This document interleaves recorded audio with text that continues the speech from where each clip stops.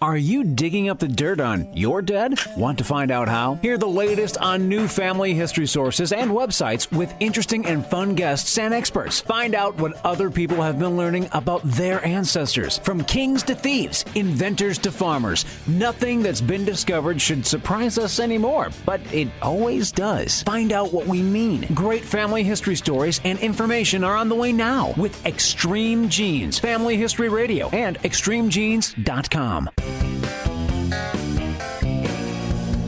It's been this way for generations. Extreme Genes, Extreme Genes. Dates in the Bible don't quite match the marriage certificate. Extreme Genes, Extreme Genes. Uh-oh.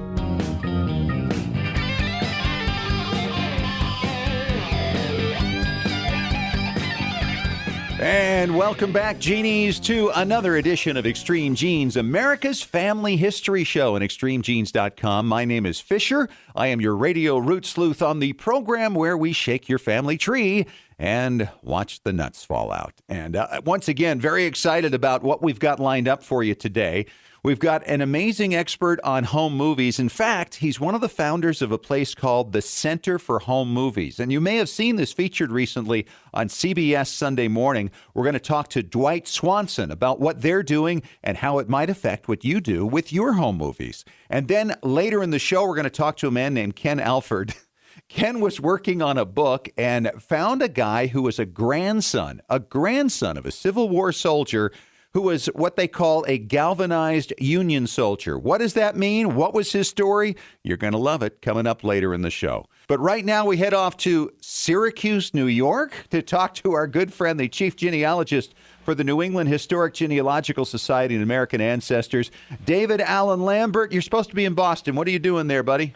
Well, the New York State Family History Conference, it's running through Saturday, and we're looking forward to meeting a lot of our Extreme Genes and NEHGS friends out here at the conference. So I'm just here working the booth, selling books, and shaking hands and meeting people. Hopefully I'll get some guests for us, too. I'll keep my ears peeled for some good stories. Oh, there are always great stories to be found. You know what I'm amazed at is every week I think, okay, where are we going to find? There's always another one, and it just leaves your jaw hanging. So I'm looking forward to that. What do you have for us today in our family histoire news, David? Well, speaking of things hanging from a 200-year-old toppled tree in the Irish village of Colony, there was a 1,000-year-old skeleton found recently. What? Yeah. Hanging in the tree? Hanging in the roots of the tree. Oh, in the roots? Yep. Basically what happened, the tree toppled. Within the roots itself, the ball of the tree, was found a skeleton of a male between about the ages of 17 to 25. And they said that he probably died somewhere between 1030 and 1200 AD. Wow. And, but here's the bigger catch. His body contained injuries inflicted by some sharp blades, so he died by some mysterious means. So we're not talking war, we're talking murder here. Perhaps, and then buried hastily in the ground, yeah. So it wasn't in a churchyard or anything like that. And, you know, if that tree didn't topple, who knows if they would have even thought to dig there to find such remains. So yeah. It's just a fluke, but an interesting one just the same. The other thing I wanted to talk to you about is this interesting thing that happened about 3 weeks ago. I'm always intrigued when people are having trouble researching their ancestry, but this time it was somebody who came in because they couldn't read handwriting. What? A college student came in, had no idea about cursive handwriting. And I'm not talking 17th century early Latin handwriting. I'm talking deed books from the 19th century that were handwritten. And I obviously worked with him, and I'll understand a complete learning curve. But then the following day, another person came in with the same problem. And I just, I've done some investigating, and I think you'll probably see this as the case. A lot of schools are not teaching handwriting anymore. That's actually most of the country right now. It's going to be a real problem for people who do research in the future. There's no doubt about it. You think of a Rosetta Stone. I mean, I would think that, until there's an OCR program that can read handwriting and translate it all over, everybody's handwriting is different. I know that mine won't be an easy translation, that's for sure. Well, the good news is a lot of parents are getting very upset with this, and a lot of other states now around the country are starting to teach it, if not in English, as actually a part of their arts curriculum. And that's the best way to do it. I mean, if you're going to get it somehow, I mean, I suppose it's a lesser version of calligraphy. That's exactly right. Yeah. That has to be it. Well, I'm out here in New York, but if anybody's out near Boston on October 3rd, Saturday, at the Sheraton Boston Hotel, we're having a Family History Day out here, and that's a full day of lectures and events, and people can go to AmericanAncestors.org to find out. So maybe some of our listeners that are tuning in have some free time on October 3rd. Come on down. Here's my tech tip. This is kind of fun. I think we've talked about Facebook and how wonderful it is to network with people and capture family stories. There's a place called mysocialbook.com on the internet, and for around $20, it will publish for you your entire year on Facebook, or multiple years if you wish. I mean, of course, the price goes up. And what it does is it captures all your news feeds, all your photographs, everything you shared. Obviously, it doesn't show the videos, but it's a great way of preserving your social media history. And I've often thought Facebook is a great tool, but how do we preserve it for future generations? So this is a nice little tech tip. I haven't created a social book yet, probably will by sometime by the end of the year, and I'll report back. So no immediate news one way or the other, but it's going to be an interesting. Well, isn't that great? Because you actually will be able to preserve this stuff that is right now pretty temporary. Exactly. It's sort of like taking a year in review of your own life and recording it. Jumping out to NEHGS databases for our guest users, we're going far afield and teaming up with Family History Library for the Family Search, and we have posted Norway baptisms, marriages, and burials from the 17th century right down into the 1920s. Nice. And this is amazing. This has over 7.6 million baptisms, 3.8 million marriages, and 740,000 burials spanning the 17th through the 20th centuries. It's amazing. And all available to you right in your home for the next week through NEHGS. Right, just sign up as a guest user. And one other thing we got to mention here, David, we are working right now, and this is so much fun. Save the date, September 13th through September 18th, 2016, leaving from Boston on a Royal Caribbean cruise. Exactly, the first of many, I hope. Yeah, I hope so. It's our Fall Foliage Extreme Genes cruise. David Allen Lambert from the New England Historic Genealogical Society and American Ancestors, and myself, Fisher, and we'll be doing lectures on the cruise. We're going to give people a chance to actually take a tour of the Freedom Trail in Boston and NEHGS before the cruise. We go up north to Maine and into Nova Scotia. It's going to be so much fun. We're going to have more of it, of course, on our Facebook page and on our extremegenes.com website. So check it out. And if you want to be a part of it, we're going to have all the details ready for you in about another week. So this is going to be great stuff for next year. Make plans to be part of it. Excellent. It's a year away. All right, David, thanks so much. Have a great conference in Syracuse, New York, and we'll talk to you again next week. Talk to you then. And coming up next, we're going to be talking to Dwight Swanson. He is one of the founders of a place called the Center for Home Movies. What is this about? How might you be involved? We'll find out more coming up next in 3 minutes on Extreme Genes, America's Family History Show.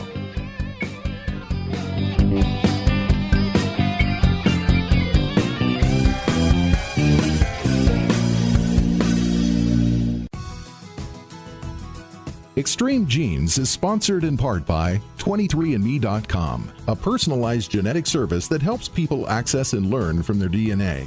23andMe.com offers one of the most detailed ancestry composition reports on the market today, telling you what % of your DNA is from different regions around the world. The 23andMe service also allows you to connect with people who may be related to you through DNA. With over 1 million customers, you could discover hundreds of matches with relatives who share your DNA and ancestry. Simply order a DNA kit at 23andMe.com and your kit will arrive in the mail. Provide a small saliva sample and send it back in the prepaid package. When your reports are ready, you can access them in a secure online account and start exploring. Find out why over 1 million people from around the world have done 23andMe. Order your kit today for $99 at 23andMe.com. That's the number 23andMe.com. Well, Genies, my personal family history researcher who sends me new information day and night has sent me some incredible new records and newspaper stories lately. Hi, it's Fisher, and the name of that researcher, by the way, is myheritage.com. It's the hardest working service in genealogy, looking for records of your family 24 hours a day, 7 days a week. Yes, even while you're sleeping. How does it work? MyHeritage uses hundreds of algorithms to match your ancestors to over 5 billion records from around the world, and with 97% accuracy. That means no more wasting time figuring out whether or not a match really is a match. I hear from listeners all the time who are shocked with how much information is accurately found and then passed along. And now MyHeritage will translate your ancestors' names into English or any other language you like from foreign records. In fact, it works with over 40 languages. No one else does this. Whether you're a beginner or seasoned researcher, you need myheritage.com. Did you know that Family Search Family Tree is available through a powerful new mobile app experience? That's right. Now you can view, edit, and even add information to ancestors in your family tree whenever and wherever you are. You no longer need to wait to get home or make a date with your computer to view or update your family tree. You can add details to your tree when visiting with family or when capturing details from a trip to the cemetery. You can share new family history discoveries from classroom settings. You can even make the most of your time when waiting for doctor appointments or car repairs. Get started today by downloading the free Family Search Family Tree app to your Apple or Android device. Visit familysearch.org/tree app to get the Family Tree app for free. Exploring and expanding your family tree has never been more convenient. Visit familysearch.org/tree app to download the Family Search Family Tree mobile app today.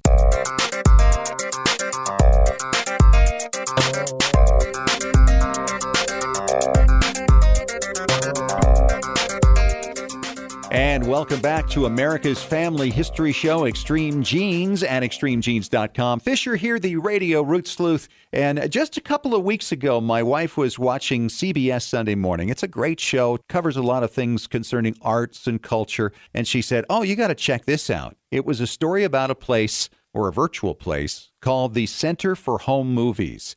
And so I thought, she's right. We got to talk to these people. So on the line with me right now is Dwight Swanson from Baltimore, Maryland. He's one of the board members for this Center for Home Movies. And Dwight, nice to have you on the show. Oh, thanks a lot for having me. How did all this start? The Center for Home Movies grew out of a project called Home Movie Day. And Home Movie Day started around 2002. A group of my friends and colleagues who were all film archivists who were especially interested in home movies were taking a look at the field and our love of home movies, but working within archival institutions. And we were noticing that, a lot of, not just a lot, the vast majority of home movies were not in archives. They were in people's homes and, people's drawers and closets and attics. And so we wanted to reach out to them and go out into the community and watch their home movies with them and share some preservation information. So we came up with this idea of Home Movie Day, where one day a year we would bring our equipment and bring our expertise into the community and just invite people to bring their home movies in and watch them with their friends and their relatives, their neighbors, and just get a theater or some kind of community space and watch them all together. So we did that for a couple of years. It went just fantastically well, better than we ever imagined. And kind of because of that, we kept trying to grow Home Movie Day, but then because we had a lot of other ambitions and things we wanted to do with home movies, we soon after that set up a 501c3 nonprofit organization called the Center for Home Movies, where we could really take on any home movie-related project that we wanted to do. Now, I'm thinking back in 2002, there weren't a lot of options for doing stuff online quite to the level that we can now. So this must have evolved, obviously, over time. Definitely, yeah.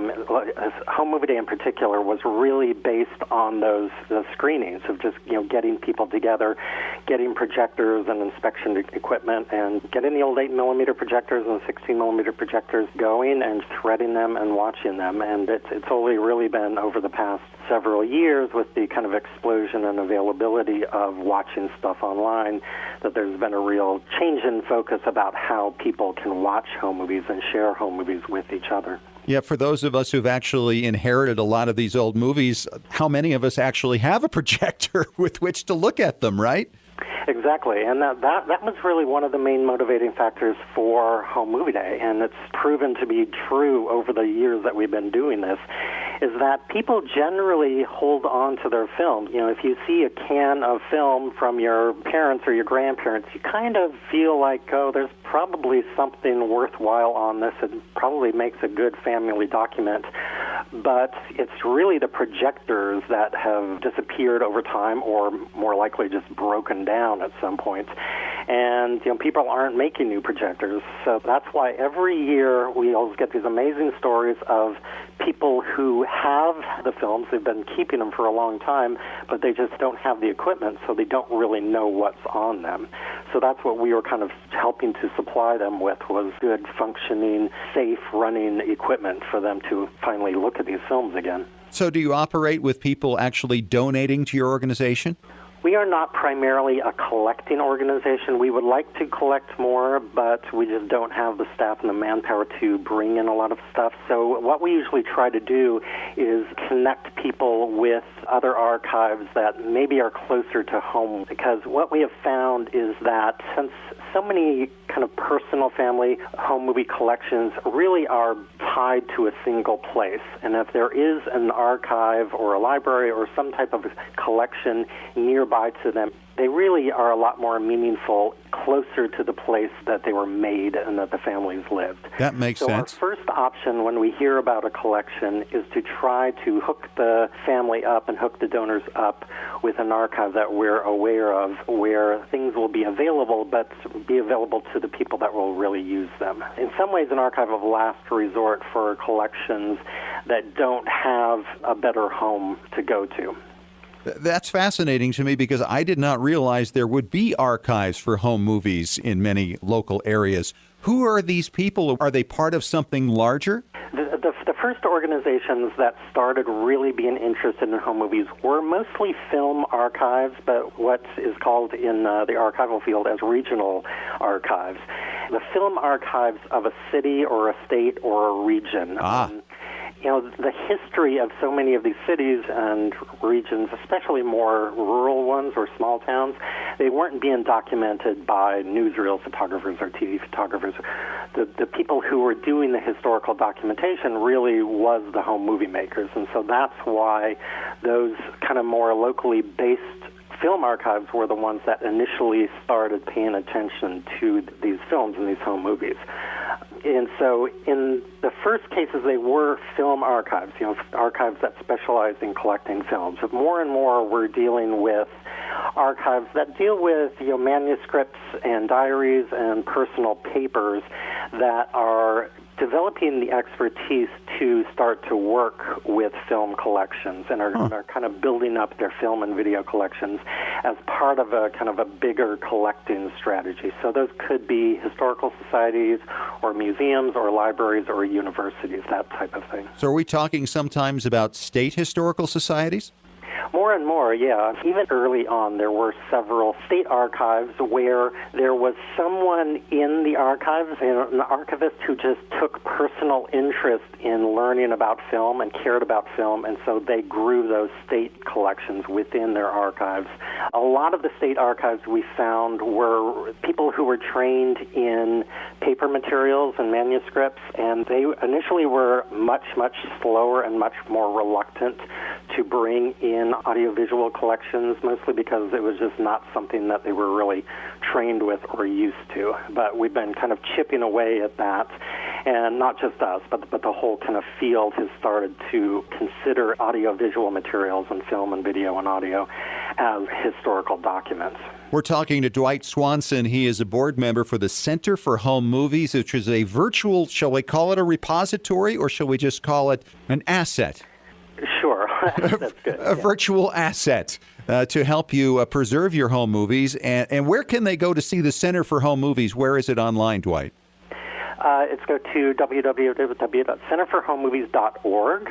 Home Movie Day has its own URL, although it goes back to the Center for Home Movies website. So you can also look at homemovieday.com if you are particularly interested in home movie events and finding home movie days that are in your city or in your state.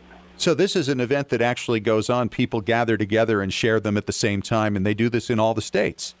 We are trying to reach all of the states. We started out slowly, thinking it was just going to be kind of a small thing that just our like-minded archivists would do. It took off pretty quickly, and so more and more, actually, we're growing internationally. So there are definitely going to be more events outside of the U.S. this year than inside. These are all locally organized, so the Center for Home Movies, we kind of act as like a clearinghouse for information and getting the information about the events and providing information to the hosts. But really it's just people in a city who decide that they want to host one of the events, and they have the projectors and they have the expertise, and then we work with them so they can help develop their own presentation and their own event. So if you look at the list or the map, they really kind of are scattered around the country and around the world. I think last year we had 17 different countries. We'll probably have about the same this year. And Home Movie Day, I take it, then takes place on different days, just depending on the locale. Yeah, that's right. We used to have, one day a year was designated as Home Movie Day, and that was always the third Saturday in October.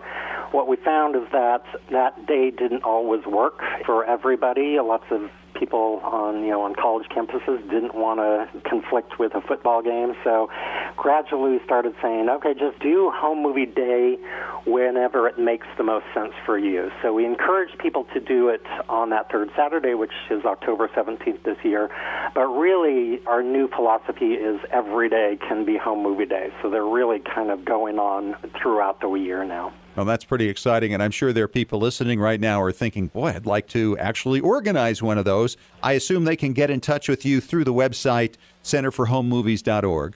Yeah, definitely. There are several pages in the Home Movie Day section of our website where they are designed for people who are interested in hosting an event for the first time. We've been doing this for a while, so we've put together quite a few documents just to help lead people through the process. But yeah, we definitely want to have these in as many cities and as many towns as we can. We just need interested people in your locale to just get things together, get people together, find a place, find equipment, and just go out and do it. He's Dwight Swanson, one of the board members for the Center for Home Movies. Thanks for coming on, Dwight. Fascinating stuff. Thanks a lot for having me.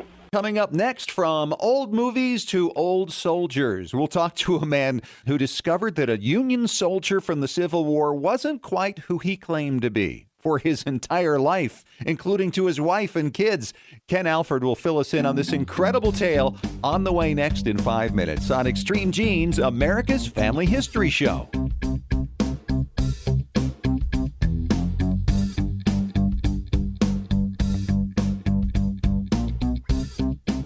Scientific studies have proven that youth who know even a little bit about their family history perform better academically and have a greater sense of personal confidence and stability. Genealogy is its own incredible superpower that arms our children with super strength. But how do you get your child or grandchild interested in studying their family history? That kind of stuff is just for grandmas, right? Not anymore. ZapTheGrandmaGap.com leaps the generation gap in a single bound. Author Janet Hovorka provides you with useful and timely advice on helping the young people in your life become engaged in their own family history. Janet has an entire collection of books to inspire the young and the young at heart in fun, interactive ways. She also offers creative tips and advice on her blog and in her free weekly newsletter. Stop by zapthegrandmagap.com today to sign up for Janet's free email newsletter with 52 weeks of easy tips, free downloads, and order your set of resource books and workbooks. Can't figure out how to get your favorite Windows genealogy software running on your MacBook? Look no further than Crossover. Crossover by Codeweavers at www.codeweavers.com allows you to run your Windows software on your Mac without the need to buy a copy of Windows. Crossover is easy to install and simple to use. Crossover supports many popular genealogy packages like Roots Magic, Legacy Family Tree, Personal Ancestral File, Family Tree Builder, and more.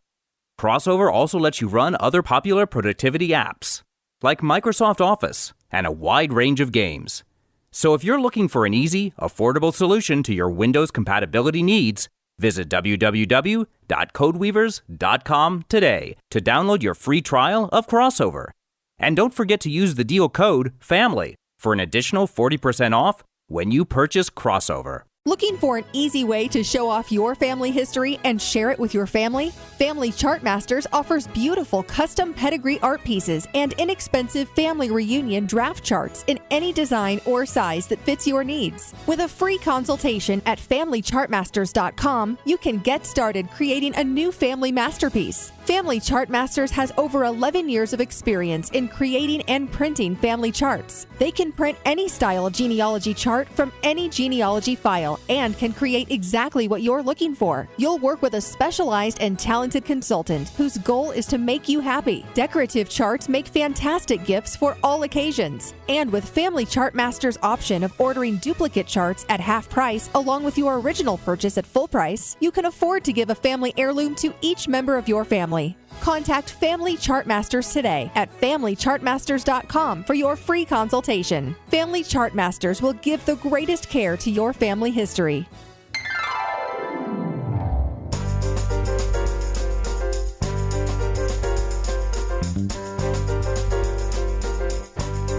And we are back. Extreme Genes and ExtremeGenes.com, America's Family History Show. It is Fisher here, your radio root sleuth, with another great guest with another great story about an incredible find, and that is Ken Alford. Hi, Ken. Welcome to the show. Hi, glad to be here. I was very excited to find out about this. You were working on a book and came in touch with a gentleman who is actually a grandson of a Civil War soldier. Is that right? Believe it or not, a grandson and not a great-grandson. He was in his late 80s when I met with him in 2011. His name is Robert L. Davis. That is insane. And you did a little research on his ancestor, his grandfather, and tell us about this incredible story, because I think there are others like it out there that maybe we could find if we dug a little deeper. There are, and even the family themselves didn't know about this story during the lifetime of this Civil War veteran. A guy by the name of William H. Norman was born in April 1845, and when he was 12 years old, he lived down in Bibb County, Georgia. His father was a slaveholder. They lived on a plantation, and his father died when he was 12, and then his mother died just 2 years later. So this kid, William, and his siblings are raised by Grandma, and he doesn't have a happy time with Grandma. Southern secession is starting. Georgia secedes from the Union. So as a 16-year-old kid, he goes and joins the Georgia Volunteers, initially as a flag bearer and one of the drummer boys. But very quickly he says, this isn't for me. I want to be where the action is. And so he actually joins the infantry and serves for 8 months, and then he's discharged, goes back to Macon, Georgia. But that doesn't even last a month. He gets such peer pressure because of the war that he re-enlists, and this time he does it for the duration of the war. Youth, right? Yeah, he's having the time of his life. He's with now the 1st Confederate Georgia Volunteers, serves in Florida, gets transferred up to Alabama, then transferred into northern Georgia under General Joseph Johnston. Now, this is the time that Atlanta is being besieged by William Tecumseh Sherman. Right. Atlanta falls. And so Johnston is relieved, and President Davis puts General Hood, puts him in charge of the Army. They take basically that Confederate Army of the Tennessee up into Tennessee, and William Norman goes with them, has all kinds of really interesting stories, talks about a coffee pot being shot out of his hand, and he's shooting behind a tree, and a sergeant comes and pushes him away, and no sooner does the sergeant push him away than he takes a bullet between the eyes, and so William goes back to the tree, and another guy pushes him away, and no sooner does he push him away, but that guy takes a bullet and dies, and so a third time he goes back to the tree, and somebody else pushes him away, and that guy takes a bullet and dies. And so William Norman says, well, by that point, I just quit. I didn't go back to the tree. Yeah, he might have ended the war right there. Exactly. He gets measles outside of Nashville, and he's in a barn. They move him from the barn, and just shortly thereafter, a Union artillery shell blows the barn up. I mean, this guy's got more lives than a cat. Right. He's on guard duty, falls asleep, which is a capital punishment crime, but he happens to drop his rifle because he's sleeping standing up, leaning against the wall. He drops his rifle, it falls to the floor and wakes him up seconds before his officer comes to check on the guard. Man. A really interesting guy, but his luck runs out along with thousands of other Confederate soldiers in December of 1864. Hood's army basically just melts away in front of Nashville, and over 4,000 are captured. Wow. And one of them is William H. Norman. He's taken to first Nashville for processing, then they send him up to Camp Douglas up by Chicago. And it's a horrible prisoner of war camp for Confederates. Estimates say that a quarter of the soldiers there died. Is this like the Libby prison of the North? It's the northern version of Libby prison or Andersonville. Yes. It's just a horrible set of conditions. Most of them have, if they have any blankets at all, it's threadbare. It's winter in Chicago. It's miserable. Well, the Union Army doesn't want to keep these soldiers locked up any more than the Confederates want to be locked up. So somebody in Washington comes up with the idea that says, hey, let's offer these guys the opportunity to swear allegiance to the United States, and let's enlist them in the Union Army. Aha! So they do. They offer this, and they call these guys that actually do this galvanized Yankees. And the reason they call them galvanized Yankees is because it's like a piece of metal. If you take a piece of steel and you dip it in zinc, it galvanizes it, and the zinc is just the outside coating. And so these are Confederates that have basically been dipped in Union blue. They're still Confederates if you cut them open. Right, right. And so William Norman goes and signs one of these statements saying that I didn't know what I was doing, I'm loyal. Yeah, he denounces the Confederacy. He denounces the Confederacy, and they enlist him in the Army. And that happens in early 1865. And so he puts on Union blue. Now, the Confederates that are galvanized, they're thinking in the back of their mind, yeah, I'm putting on Yankee blue, but the first time I see Johnny Rebs, I'm going to strip off my Union blue, run over to the other side and say, brothers, I'm back. Yes, of course. But the Union folks doing this, they're not stupid either. And so what they do is they send these regiments of galvanized Yankees out west. To fight the Indians? To fight Indians. This isn't what these guys signed up for. No. They never see a Confederate. Right. And so William H. Norman's out on the plains, and shortly after he signs up to do this, Robert E. Lee surrenders, and then very quickly all the other Confederate major commanders surrender, and the war ends. So what he does, he deserts. Now, you have to understand that deserters at the time were not treated very well. Right. Some of them got branded with the letter D on their cheeks. Many of them were hung by their wrists. They would have their heads shaved. It's frowned upon then. Oh, it was very much frowned upon. And so he, at some point, and it may have even been the day of his desertion, changes his name and says, I am now John E. Davis. Make a long story short, travels west, ends up in Pinoche, Nevada, meets a cute little Mormon girl by the name of Rosetta Barney. She goes by Rosie. 2 years after they're married, Rosie now knows him as John, he joins her church, and so he's baptized as a Mormon. And shortly thereafter, they go to the newly built and dedicated St. George Mormon Temple, and they're married there. And he does it under the name of Johnny Davis. Then he is called on a Mormon mission as a missionary by the Mormon Church President Wilford Woodruff, also as Johnny Davis. He serves as the postmaster. He serves as justice of the peace, which is kind of ironic because it's his job to administer the law in this little town where he lives in Sevier County called Annabella, and he basically is the law, and he's living a lie. Oh, that's funny. He never tells anyone. Never? He was a galvanized Yankee. Well, didn't his wife didn't know? No. He doesn't even tell his wife. How long did he live? He lives until 1935. Rosie died a couple of years before him. For 30 years, the family doesn't know the secret. And what happens is, in the 1940s, one of his descendants goes and tries to find census information in Georgia because she's living in Macon. She can't find any. There are no Davises in the entire county. Wow. Fast forward another 20 years, she finds some records at the Genealogical Library in Salt Lake where he has written a note asking for Mormon temple ceremonies to be done for some of his friends. She starts investigating and notices that the name of the friends, except for the last name, are the same as the names of his parents. And she pieces it together, and then over the next 10 years puts all the pieces together and figures out that William H. Norman and Johnny Davis are the same guy.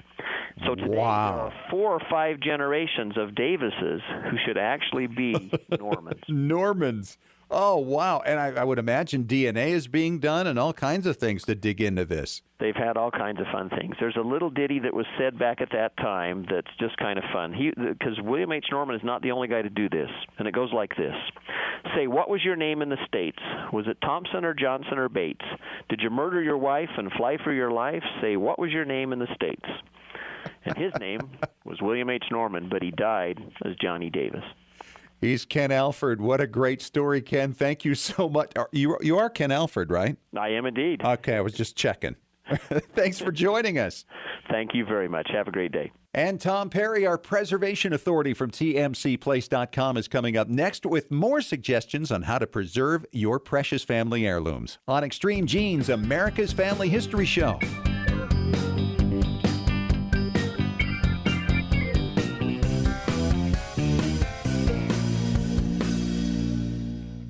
Well, Genies, my personal family history researcher who sends me new information day and night has sent me some incredible new records and newspaper stories lately.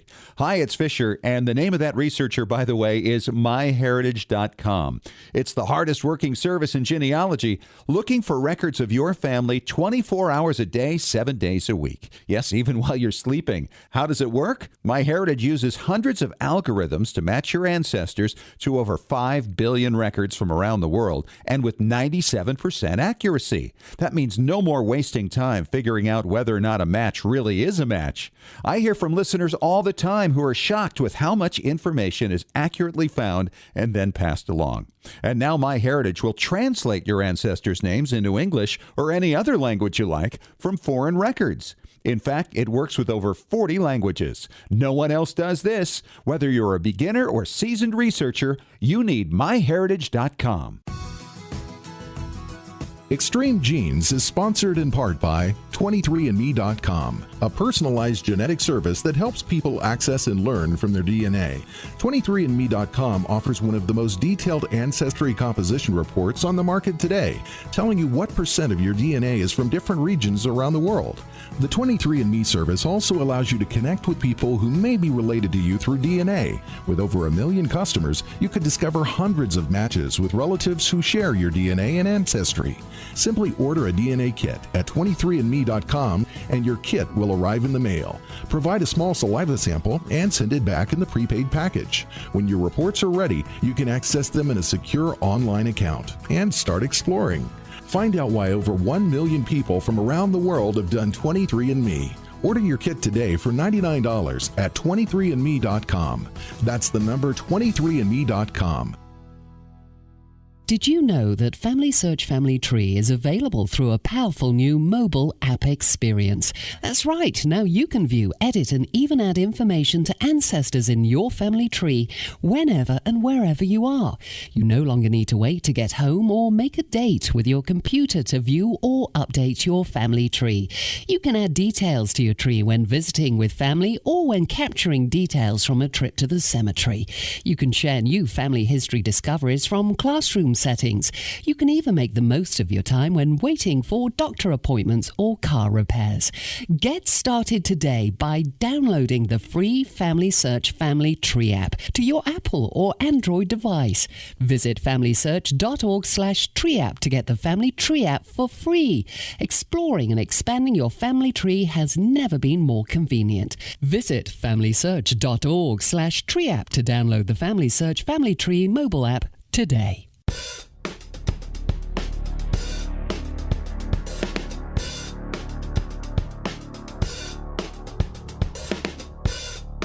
And welcome back to Extreme Genes, America's Family History Show. Fisher here with Tom Perry from TMCplace.com. He is our preservation authority. How are you, Tom? Good to see you again. I'm doing super duper, thank you. We have an email to asktom@tmcplace.com, and this one is from Patty.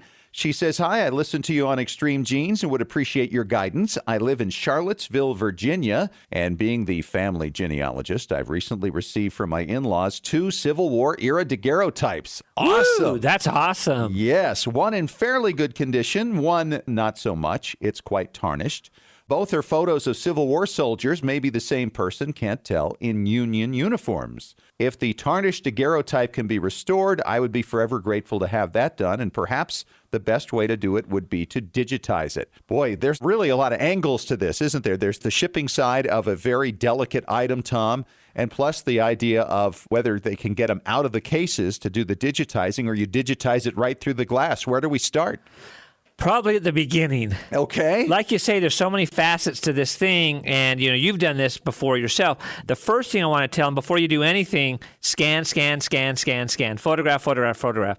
If they're in a frame that's not flat and you can't really set them on a scanner, then get a good camera. If you have somebody in your area that's a good photographer, talk to them. If they can get their Nikon and shoot some good digital pictures of it, then at least you've got it preserved. If you can scan it, put it in a high-resolution scanner, not one of these cheapo Office Depot ones, and get it scanned professionally. If you're scared of leaving it any place, a lot of places will let you be there while you're scanning. We have people sometimes come in with stuff that's very fragile, very specific that they need back ASAP, that we can set up appointments for them so they can come in a certain time and we can scan it. This is something that's totally irreplaceable. You want to go overboard by taking care of this. Like I say, get somebody that's a good photographer that can set up his easel. Or if you've got a good camera, you can just set up your tripod, and then the part that actually goes up and down, flip it around and put it in upside down and mount your camera to that, and then it's shooting straight down on the picture. Wow, what a great idea. I mean, and it's so simple, but you just want to digitize this. Just shoot the heck out of this thing because you don't want to take any chances. FedEx, UPS do a really good job, but you don't want to be the 0.1% that something happens to, that you get it lost. Boy, there's no question. Last summer, as you may recall, if you were involved in the show last year, I received a package with 9 daguerreotypes in it tied to my family. It was great uncles and their wives and children. And one of the things that came about was I had one that was quite tarnished, and we went about electrolysis on it. You can hear us talk about this in one of last year's podcasts, and also see some of the images on our Facebook page and on our website. One of them came out fantastic, so we went after the next one to try this electrolysis on it. The second one didn't come out nearly as well, but because we had digitized it, we had the image that we wanted, and I was able to improve on that. So for the sake of the experiment, it was worth it. The one we really wanted to come out clean did, but the other one was damaged a little bit, and I was not happy about how that came about, but it was worth the experiment. Oh, absolutely. And you did the perfect thing. You went and digitized the crap out of it first to make sure if something went awry, you're covered. Not just that when you send it to us, we try these processes on it to make it better. Not that that's going to go awry. However, shipping, there's so many things that can go wrong. That's why you want to digitize the heck out of this. Once you digitize them, you go into Digital Darkroom, Photoshop, anything like that, and get them all made really nice. In fact, in the next segment, we'll go into a little bit more about how to get it here and make it so it's beautiful again. All right, that's in 3 minutes on Extreme Genes, America's Family History Show.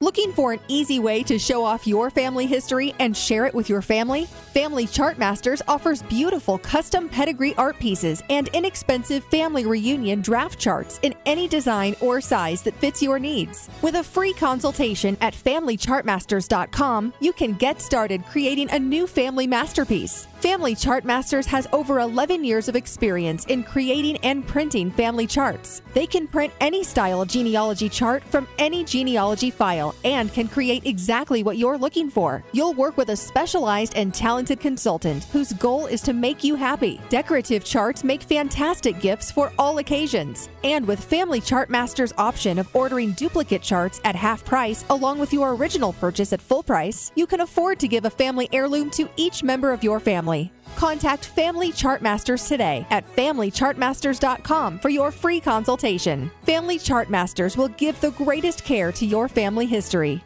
When was the last time you heard your grandmother's voice or saw your family enjoying life back in the 1950s or 60s? If the reason is you haven't known what to do with your old recordings, videos, and films, here's your answer. The Multimedia Center in Salt Lake City. We brought in a video project to the Multimedia Center, and overnight they duplicated it to DVD so we could meet our deadline. The Multimedia Center, 2870 East, 3300 South, Salt Lake City. Open Monday through Friday, 10 to 6. Call 801-483-1717 or go to transferduplication.com. Can't figure out how to get your favorite Windows genealogy software running on your MacBook? Look no further than Crossover. Crossover by Codeweavers at www.codeweavers.com allows you to run your Windows software on your Mac without the need to buy a copy of Windows. Crossover is easy to install and simple to use. Crossover supports many popular genealogy packages like Roots Magic, Legacy Family Tree, Personal Ancestral File, Family Tree Builder, and more. Crossover also lets you run other popular productivity apps like Microsoft Office and a wide range of games. So if you're looking for an easy, affordable solution to your Windows compatibility needs, visit www.codeweavers.com today to download your free trial of Crossover. And don't forget to use the deal code FAMILY for an additional 40% off when you purchase Crossover.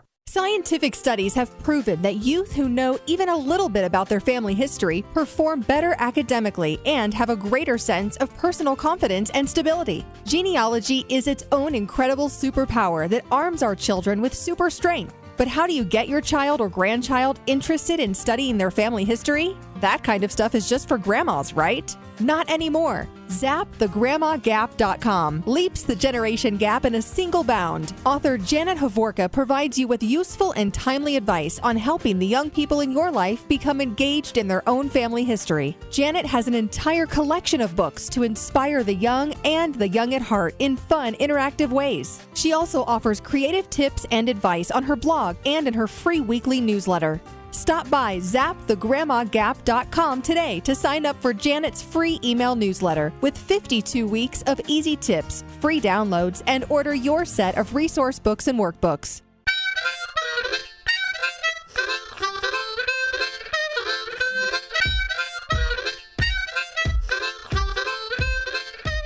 All right, final segment, Extreme Genes, America's Family History Show, talking preservation once again with Tom Perry from tmcplace.com. And dealing with this question from Patty Von Brocklin from Charlottesville, Virginia, talking about her daguerreotypes she just received. And that's always exciting stuff, and you want to make sure that you preserve it properly, and you're also able to get a better image from what is already tarnished, as she mentions in her email. And Tom, she also asks about shipping these things. Boy, that's a scary thing. Yeah, it is. In fact, that's why a lot of people come to us or they go to one of our going postal locations that drop stuff into us, because it's always scary. It's not just the shipping of UPS or FedEx. It's actually making sure you package it right. And I won't go into a lot of detail because we covered this in an episode a few weeks ago. But what you want to do is you want to make sure you put paper between each one of these things, or the archival paper, so they're not going to tarnish them anymore. Then I would put sheets of styrofoam on both sides of them, put them in a bag, put those in a box with loose fill around them, then make sure you put your name, address, phone number, everything inside that box. Then put that box inside a second box. And this is all dealing with temperature and humidity and other circumstances that may affect this package on its way. Oh, exactly. That's why I say use sheets of styrofoam versus just normal styrofoam bubble type things or bubble wrap. Exactly. Is because it's going to keep the heat out. Whether it's in an airplane or whether it's in a UPS truck, it can be susceptible to heat. But if you have it in that box, that's going to really keep it a pretty normal temperature. But then if you take that box and put it in another box, you're pretty much set. And worst case scenario, a FedEx truck or UPS truck going down the road crashes or something, and the package is damaged, you can take the one box off. There's another box inside with your label and everything in it. All right, so let's talk about this daguerreotype. We know they all come in a case, and it's on metal, right? Is this the kind of thing where you would actually want to take it out of the case to digitize, or you digitize it with the glass still on it? Well, it depends on so many different options. Like I've talked before, we had somebody that had a picture with a famous athlete with themselves, and somehow some humidity had gotten onto the photo, and so it had become permanently attached to the glass. And if we were to take it off, you'd ruin the picture. So in that situation, we had to shoot through the glass. We have special polarizing filters, so you're not going to get reflection. You're not going to get any kind of bumps on it. And so it looked beautiful. This thing, I want to do the same thing. Once they send us the daguerreotype, I'm going to look at it, see how it's packaged, see how the thing's put together. But even before I do anything, even though she supposedly has taken all these pictures and scanned it, I'm going to do the same thing all over again. And then once that's done, then I'm going to look. And if the frame can be removed easily, then we'll do it. Sometimes a process, you don't even have to remove the frame. If when we scan it and we shoot it, you can't even tell that the glass was ever there and it's perfect, there's no reason to take it out of the frame because it already looks wonderful. Oh, very risky. Yeah. Very risky. And you don't want to go there if you don't have to. And sometimes these cases are actually falling apart already, and it just makes it very simple. Well, you'll take it out and you'll do that, and then you'll try to repair the case and put the thing back together. Exactly. Yeah, we have stuff sent to us all the time. We open it, and the case that we worry about is just basically falling apart. Even in books that people send us to turn into PDFs, they're falling apart. The good news is that makes it really easy to scan. The bad news is then we have to rebind them if the people want them rebound. But there's just a lot of steps we take. And once we get the digital files, you have the option to actually do the color correction, the fixing up, do whatever you want to do yourself. Or if you want us to do it, we have amazing people that they can take people out of photographs. We had somebody, their mother had died, and the only really good picture they had was with her and her son at his wedding. And so they brought the picture in, but he doesn't want to be in the obituary with her. So we actually had to cut his shoulder out of the picture, rebuild her shoulder, give her a new ear that was being blocked by him. And you looked at it, and you could not tell. It was absolutely beautiful. We have amazing artists that can do incredible things. All right. Great stuff. Tom Perry from tmcplace.com. If you have a question for him, just email us at asktom@tmcplace.com. And that wraps it up again for this week. Thanks once again to Dwight Swanson, one of the board members for the Center for Home Movies. They are doing great work to help us with preservation and enjoyment of our old home films. And to Ken Alford, the discoverer of a Union soldier who was actually a Civil War soldier who changed his name but never told his family. It's a great story. If you missed it, make sure you catch the podcast. Talk to you again next week. And remember, as far as everyone knows, we're a nice, normal family.